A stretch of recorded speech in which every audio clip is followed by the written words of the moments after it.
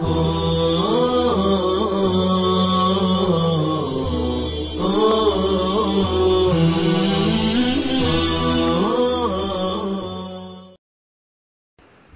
اللہ الرحمن الرحیم۔ ہمارے سامنے تمرین نمبر 71 ہیں۔ اس سے پہلے ہم نے جملہ فعلیہ کی تمارین پڑھی ہیں اور جملہ فعلیہ سے پہلے جملہ اسمیہ کی مشقیں پڑھی ہیں۔ وہاں جو جملہ اسمیہ کی تمارین تھی ان میں خبر مفرد تھی یا پھر مرکب ناقص تھی۔ اب ہم جو تمارین پڑھنے جا رہے ہیں ان میں ایسے جملے اسمیہ کی مشق کرائی جا رہی ہے جس کی خبر یا تو جملہ ہوگی یا پھر شبہ جملہ ہو۔ جس طرح مبتدا کی خبر مفرد یا مرکب ناقص آتی ہے جن کی مشقیں ہم نے پہلے پڑھی، اسی طرح اس کی خبر جملہ اسمیہ، جملہ فعلیہ اور شبہ جملہ بھی آتی ہے۔ ہم یہاں صرف خبر جملہ فعلیہ ہو اس کی مشق کریں گے، باقی جو بچے گا وہ آگے انشاءاللہ پڑھیں گے۔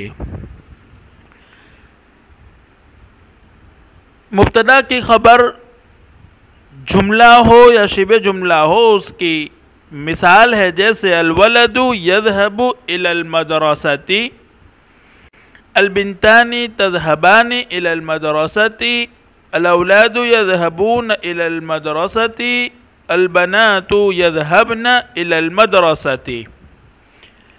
یہ تمام جملے اسمیہ ہے اس لیے کہ اس کی شروعات اسم سے ہو رہی ہے۔ اس مثال میں الولد مبتدا ہے اور یذهب الى المدرسة پورا جملہ فعلیہ خبر بن رہا ہے، پھر مبتدا خبر مل کر جملہ اسمیہ ہوگا۔ ہم نے پڑھا ہے کہ خبر تذکیر و تانیث اور واحد تثنیہ جمع میں مبتدا کے مطابق ہوتی ہے، یعنی جیسا مبتدا ایسی ہی خبر۔ اوپر کی مثالیں سب جملہ اسمیہ کی ہے جیسا ہم نے دیکھا، چونکہ یہ سب اسم سے شروع ہوتے ہیں۔ ان میں الولد، البنتانی وغیرہ مبتدا ہیں اور بعد کا جملہ یذهب الى المدرسة، تذهبان الى المدرسة، يذهبون الى المدرسة ان کی خبر ہیں، یعنی پورا جملہ فعلیہ ان کی خبر بن رہا ہے۔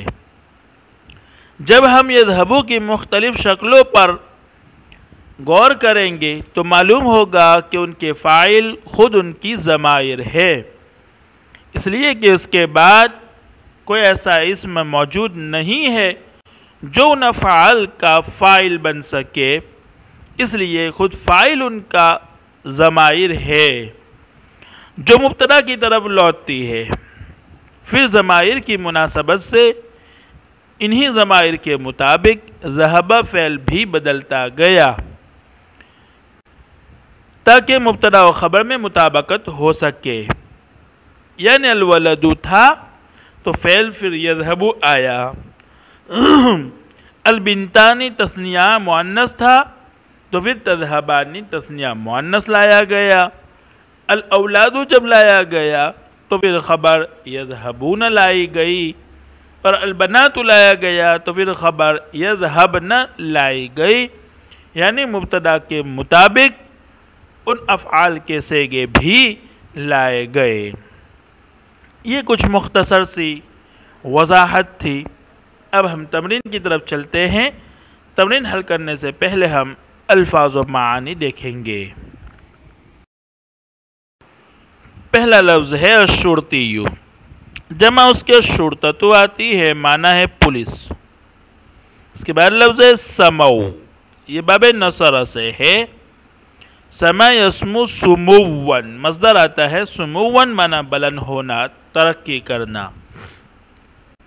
الاختراع یہ مصدر ہے باب افتعال کا، معنی ہے ایجاد کرنا۔ وجدتم یہ باب ضربہ سے ہے، وجد یجد، اور مصدر اگر موجدتن ہو تو علی صلہ کے ساتھ معنی ہوگا کسی پر خفا ہونا، ناراض ہونا۔ وجد کے ایسے بہت سے معنی آتے ہیں، لیکن علی صلہ کے ساتھ معنی خفا ہونا اور ناراض ہونا کے ہے۔ تافہن تفیہ یتفہ تفہن، معنی کم ہونا، معمولی ہونا سے اس میں فاعل کا صیغہ ہے، معنی ہے معمولی۔ اوقد یہ باب افعال سے ہے، مصدر ایقادن معنی جلانا۔ الکبریت معنی ہے ماچس۔ العواصف جمع ہے، واحد اس کی العاصفۃ آتی ہے، معنی ہے آندھی، تیز ہوا۔ اقتلعت یہ باب افتعال سے ہے، اقتلع یقتلع اقتلاعا، معنی ہے جڑ سے نکالنا، اکھیرنا۔ یہ تھے الفاظ و معانی۔ اب ہم تمرین حل کر رہے ہیں۔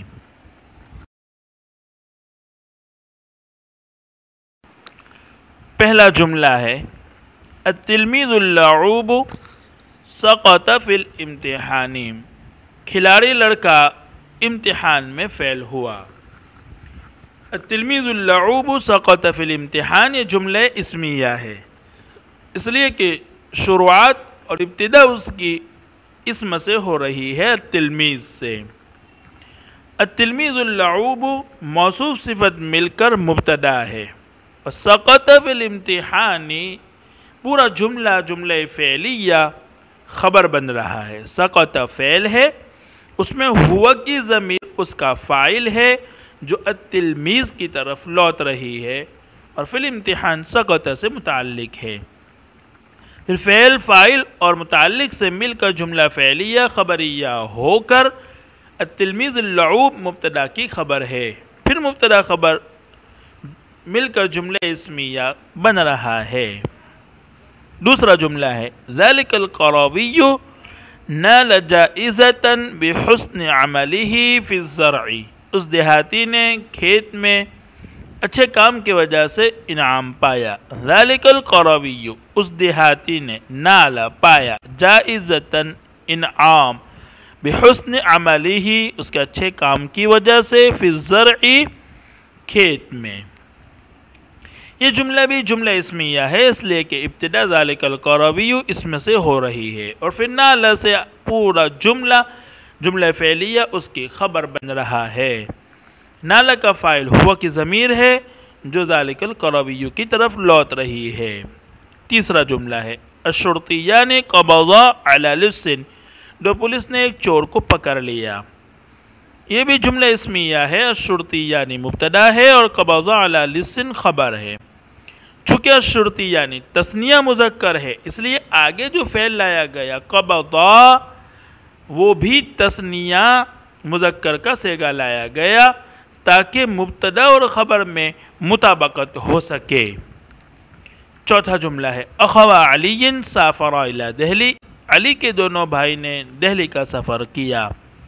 اخوا علی مضاف مضاف الیہ مل مبتدا ہے، چونکہ یہ تثنیہ مذکر ہے اس لیے سافرا بھی تثنیہ مذکر کا صیغہ لایا گیا۔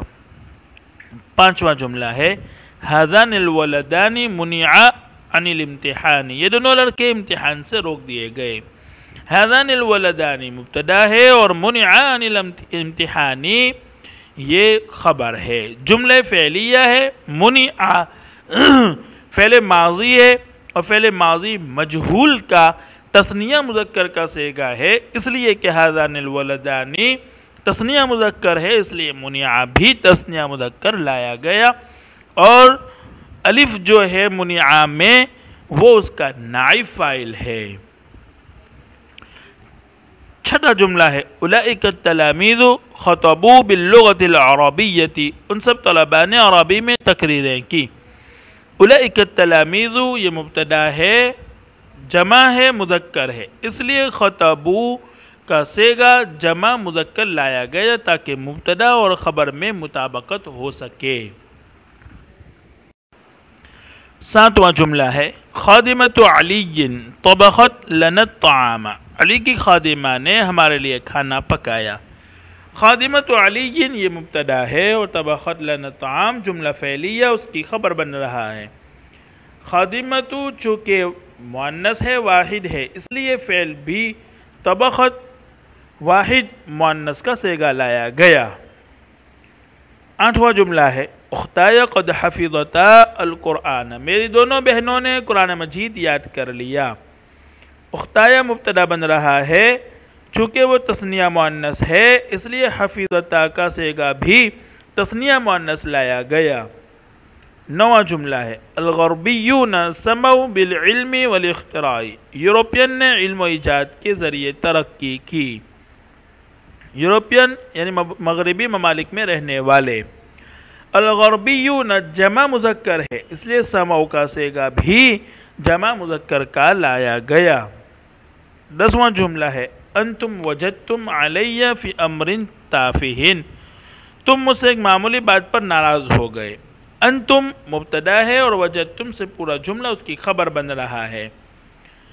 انتم چونکہ جمع مذکر ہے اس لیے وجدتم کا صیغہ بھی جمع مذکر کا لایا گیا۔ انتم جمع مذکر حاضر ہے اس لیے وجدتم بھی جمع مذکر حاضر کا صیغہ لایا گیا۔ 11واں جملہ ہے البنات اوقدن الموقد بالکبریت، لڑکیوں نے ماچس سے چولہا جلایا۔ البنات جمع ہے مؤنث ہے اس لیے اوقدن کا صیغہ بھی جمع مؤنث کا لایا گیا۔ 12واں جملہ ہے العواصف اقتلعت الاشجار، آندھیوں نے درختوں کو اکھاڑ پھینکا۔ العواصف جمع ہے، غیر ذوی العقول کی جمع ہے، اور غیر ذوی العقول کی جمع ہم نے پڑھا کہ وہ واحد مؤنث کے حکم میں ہوتی ہے، اس لیے یہاں جو بعد میں فعل لایا گیا وہ واحد مؤنث لایا گیا۔ السلام علیکم ورحمۃ اللہ وبرکاتہ۔